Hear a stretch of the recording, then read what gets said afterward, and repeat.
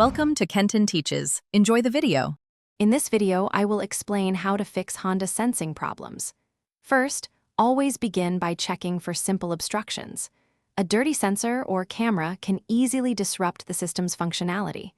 Make sure the windshield area around the camera is clear and the front radar unit is free of debris. Sometimes, a quick wipe is all it takes to restore full operation. If a warning light persists, a simple vehicle restart can often clear temporary electronic glitches.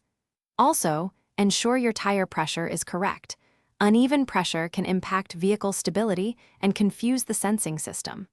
Always refer to your owner's manual for detailed explanations of specific warning indicators. Understanding these can help you diagnose the issue more accurately. For more persistent issues, consider if your vehicle recently had repairs involving the sensors. A system recalibration might be necessary after certain services.